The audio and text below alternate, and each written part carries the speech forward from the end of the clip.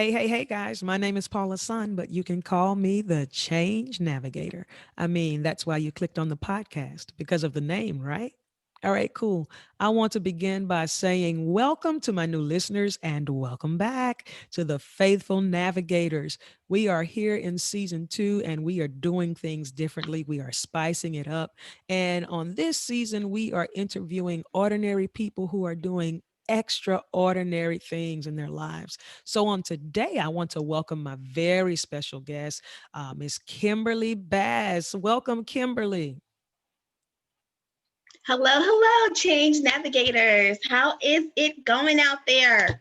We are navigating through some changes, like the change in the weather. We are definitely navigating through this change in weather, these temperature changes. Everything just happened so quickly, and we had to make some adjustments. But here we are. So we thank you for taking out time to come and share your life story or some things you want us to know about you. So, with that being said, why don't you tell the listeners a little bit of information about you? There is one thing that you really need to know about me. That is one thing and one thing only. And that is I ask a lot of questions. A lot of questions. I would probably get on your nerves asking questions. Why do I ask questions? I ask questions because I am a lover and a seeker of knowledge. I will learn anything. Case in point, when I'm alone in my room, sometimes I stare at the wall and in the back of I won't keep going because I know all of the words to I Need Love by LL Cool J for no reason whatsoever. No reason. Don't feel bad, Kim. I know all of those lyrics as well. It's What? That's amazing because how you are a something, knowledge seeker. that's right. It's amazing how some things just kind of stick in your brain after all of these years. So you It ask a is. lot It of is. you ask a lot of questions. So that means that I should probably be sitting on the other side and have you asking questions, but not today because listen up, guys. I know Kim. I met Kim last year. And the interesting thing about Kim is every time we have a conversation, she is asking me tons of questions, tons of questions. So I can bear witness to the fact that she asks a lot of questions. And sometimes, a lot of times, you don't have the answer for what she's asking you. But hey, she just keeps pushing and pulling some things out of you. So, Kim, where did you get that being so inquisitive? Like, where did that come from? Is that just natural or what? It actually started when I was younger. I hung out with my grandfather a lot. Anywhere he went, I would go. And he really fostered the inquisitiveness, encouraging me to ask questions to anyone. I had leeway to ask questions at any time about anything in any way.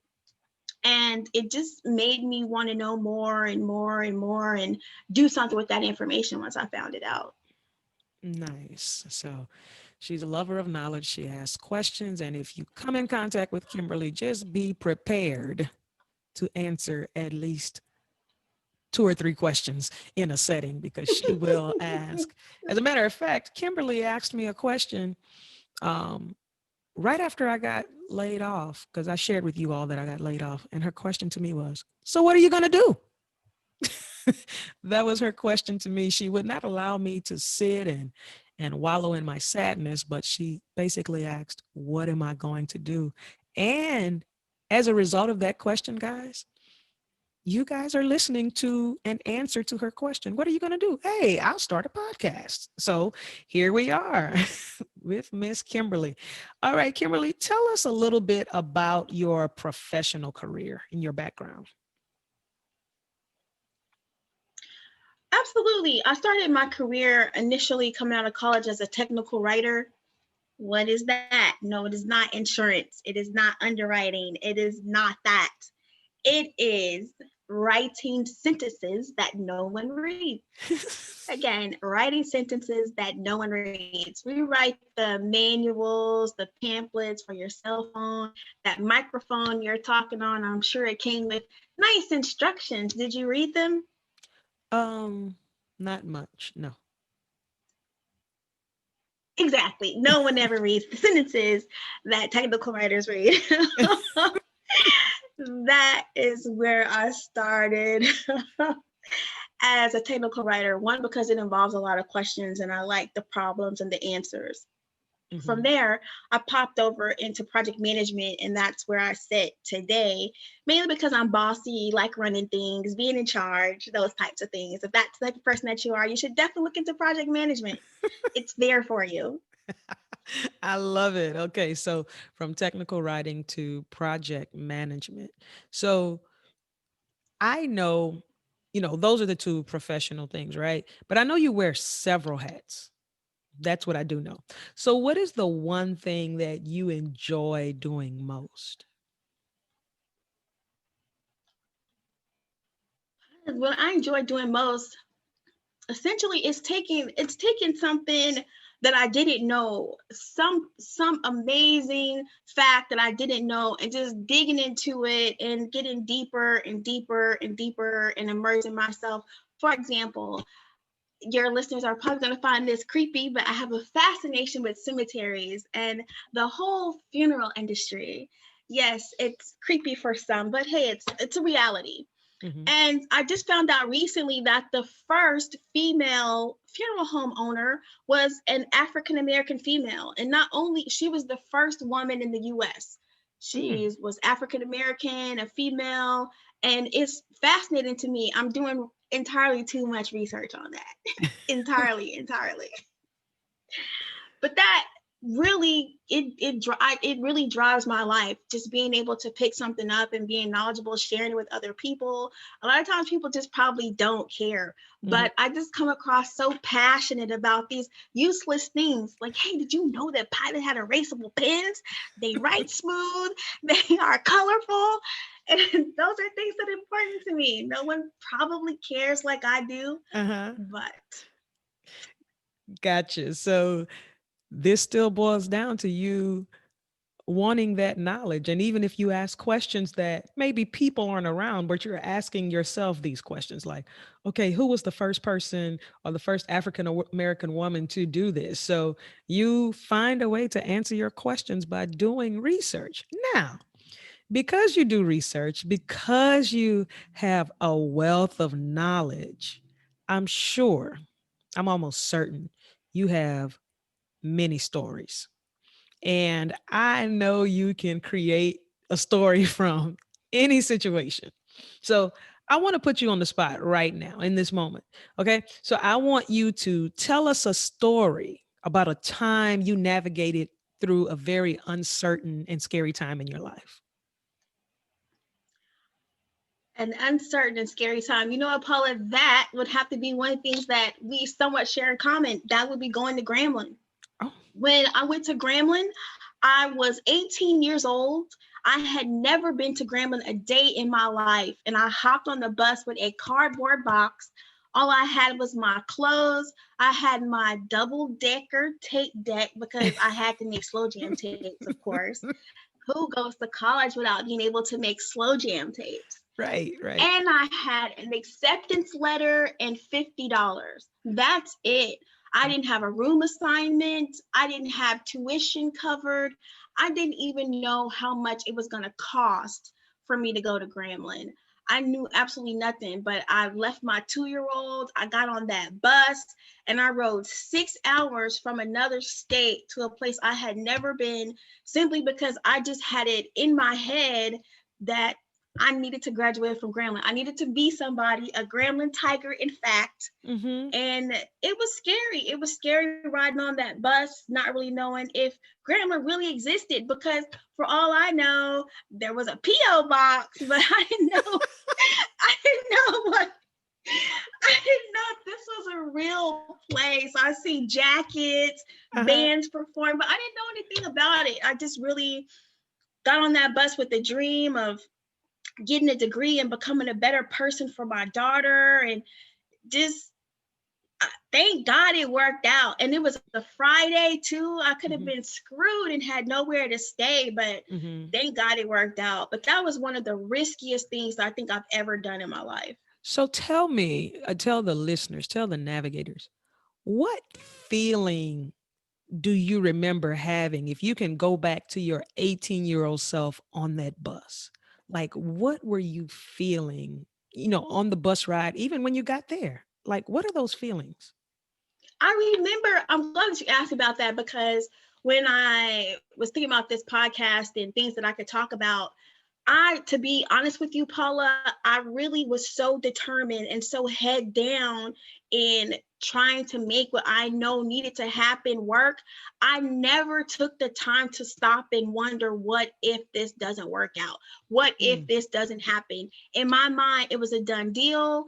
And I just remember getting on campus and I had to arrange leaving my cardboard box Hmm. at the bus station. And Wow. I didn't even know how to get to the financial aid office, but I remember just navigating into ways such as I I figured it out, and that was just where I was at. I was just in a point of figuring it out, and I wasn't going to rest until I got what I needed to get done, and I didn't have time to to to wallow in anything or be scared or think that it wasn't going to happen. I just had to make it happen.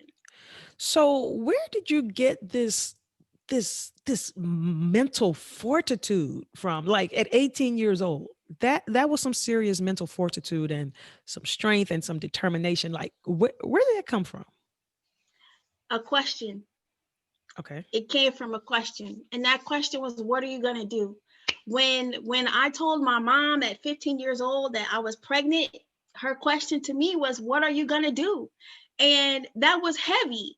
The answer simple was, I'm going to have a baby, but there was the rest of my life that I had to answer that question. What am I going to do? I was responsible for my child, and now that I've asked my parents to take over parenting while I go to college, now I feel indebted to my parents.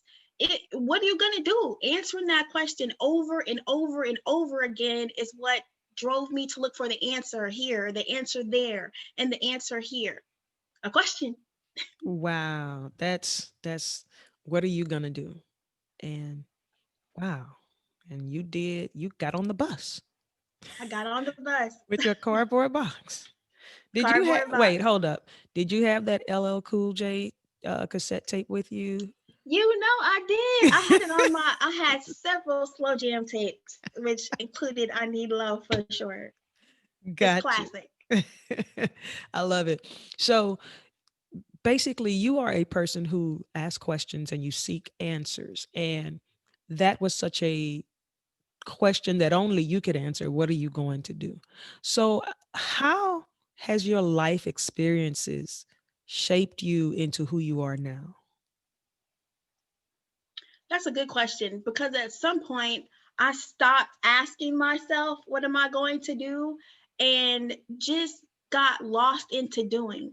Mm, And without asking, what am I going to do? I started to drift, and I'm here and I'm there and I'm here and I'm there.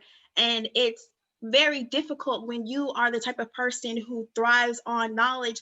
You have so much that you take in, you have so much that you're able to share, that you're able to get out there, and it becomes noise. mm, It starts to become noise. mm-hmm, And I found myself just with a whole bunch of static, static, static.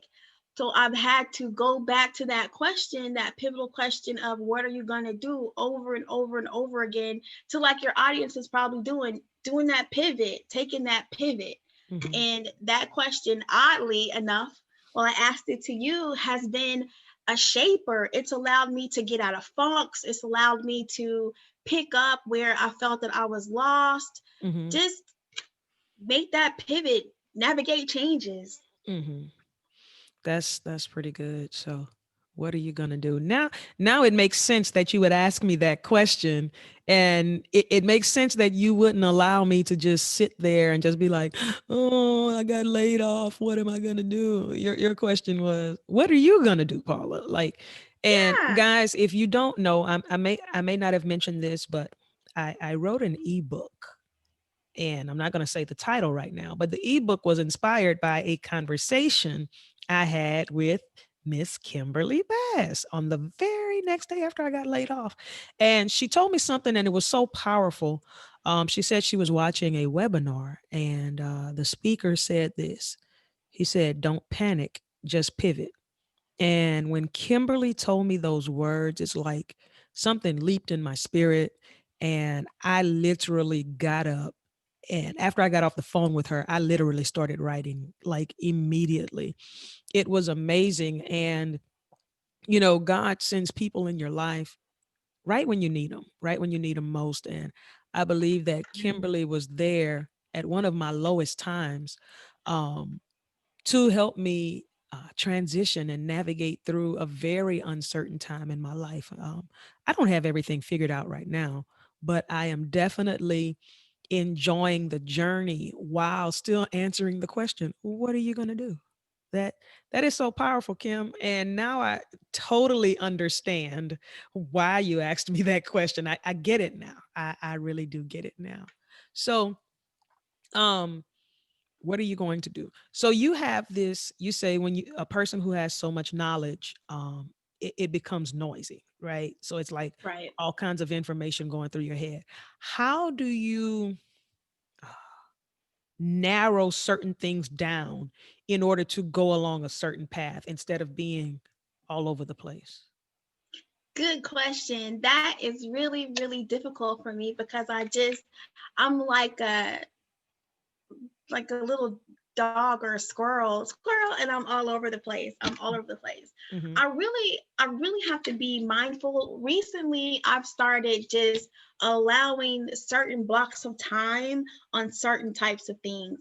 For Okay. example, I may spend 30 minutes reading a book on, for example, right now I'm reading this book on Henderson Bates. He's the first Black man in my hometown. I'll spend an hour reading that. And then maybe later on in the day, I have, well, 30 minutes, maybe I have an hour blocked off and I'm looking at something financial related. So I really have to segment and time block my time and dedicate it to certain things and certain subjects. And that's helped because what I don't want to do is give up any of it. But if I control my time, if I control my time, then I'm able to still partake in the things that I want and not just completely lose my sense of balance. Gotcha. Okay, so you're reading a book about the first black man from your hometown, and you're reading a book about finances. Is there any particular reason, or is there something about finance that intrigues you, or what is it? Why finances? I'm glad you asked that question, Paula. Finances mainly because starting first with myself, my finances were a hot dang mess. They were a hot mess. And when I say mess, it's crazy when you make the money, but you really don't. When you look back and you say, wait a minute, I've made how much over the past decade? But my savings account says, what? This is crazy. This does not go together. If I don't change things, I'll be working at the Waffle House full time in my retirement. And that is not what I was thinking. I was more so thinking Bora Bora on the beach, something, anything but flipping waffles and serving hash browns. That's not what I was thinking about. But if Paula, if I had not have taken the time to start learning more about money, how things work, such as compound interest, then you would have very well saw me at Waffle House asking what I could get you and your friends and the rest of the change navigators out there. And then once I started doing the research, of course, asking the questions, I found out so many distressing statistics about Black women, yet alone just Americans in general, but Black women, we are at the bottom of the barrel when it comes to money, just anything money related, any statistic, I'm gonna tell you, Black women, we are at the bottom. The only place we're at the top is in student loan balances because we have Mm, some of the highest. We have some wow. of the highest student loan balances that go unpaid. Therefore, my own financial situation, and then also helping other women, namely Black women, anyone, of course, but namely Black women, because I am a Black woman, navigate the financial landscape, because it's necessary that the financial game, you got to play it. Mm-hmm. And if you don't know how to play it, you're going to lose. And if you lose, Waffle House it is. And So hold up. You said something. We're at the bottom of the barrel in statistics. Can you give me an example or give me a few, a few examples of what are you referring to? yes, actually, I can. There is a group out of California. I want to say they are the Insight Global for Economic Development. Okay. They did a study and they found that the median wealth for working age Black women, that's between 18 to 64. That's working age, 18 to 64. What do you think that the wealth for women, Black women, would be 18 to 64? How much do you think that we would have in wealth? Just give me a number, guess. Oh gosh, I'm scared. I don't know. Any number. We talk Any about number. household wealth. How much do you think they would have as far as wealth? 18 to 64. Well, let's go with 300,000. I don't know. 300,000. You are gracious. You are so gracious. No, and $100. What? $100. And I really can't remember what the number was for a white woman, but it was probably somewhere like 40, 50 grand, somewhere in there, if not $100 greater than that. Yeah, $100. $100. wealth. That's our wealth. Yeah, median household wealth. Household. Now, don't get me wrong. I'm not saying that this is the situation for all Black women out there. No, Right. but if you were to take a collective bunch of women, get us Mm-hmm. together, we're gonna be fly. That I will not deny you. We will be fly. We will Right. be fly. But we're also gonna be broke. We're gonna be Wow. broke. Wow. What do you think attributes to that? Well, of course, as we've seen, there is systemic racism, of course. Mm-hmm. If you are, there's it's equity. If one day you are a slave, you cannot read, you cannot earn money, you are property, and the next day you're told, go out, do your best. Go out, build your families. You don't receive the 40 acres and a mule. We couldn't even read, Paula. Why do you think we couldn't read? Because there's knowledge in words. there's there's once you get the knowledge, you're able to build. So it starts there. Mm-hmm. When you have the Rockefellers and all those who have been building money for decades and decades and decades, and as Blacks, we have never had the ability to put our footing down to establish that generational wealth, get alone. Who came knocking on your door to tell you, let me tell you how you can be situated to have millions of dollars in your retirement? Who knocked on your door for that? Mm. Exactly. I'll take the silence to mean no one. Right. Right. Yeah, so it's the system. I'm pretty sure it's not meant for us to know. It's not beneficial for us to know, Mm-hmm. and we don't know where we need to go to find out to know. Gotcha. So you read books about finances. You took control of your financial future.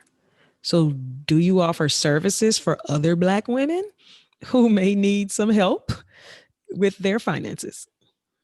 Yes, I do. I'm glad you asked that. I do. I do offer help for other Black women. You can reach out to me. I think that we're going to cover that whenever we get there, but you can definitely hit me up on Instagram. I'll share my handle a little bit later, and we can cost free, no cost. There's no cost ever to work with me. It's all about getting you situated to where you need to be, asking those questions to Mm-hmm. help you get to that point where you want to be, because what we don't get taught, Paula, and what really hurts is we're not taught young, as soon as we graduate from high school, to start thinking about planning with the end in mind. We hear that all the time, plan with the end in mind. Well, it goes the same for our money.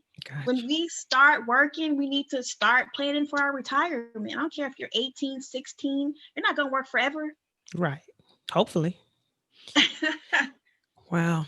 So that's a heavy pill to swallow. Our wealth is $100. That's oh man.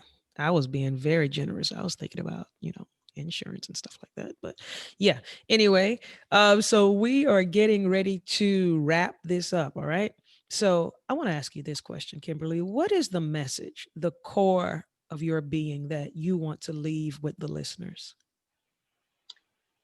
Don't be afraid to change the frame.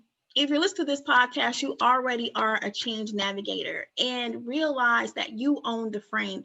Don't be afraid to change that picture that sits in that frame. You control it, you own it. Change the frame. Change the frame. It doesn't matter what it is, just change the frame.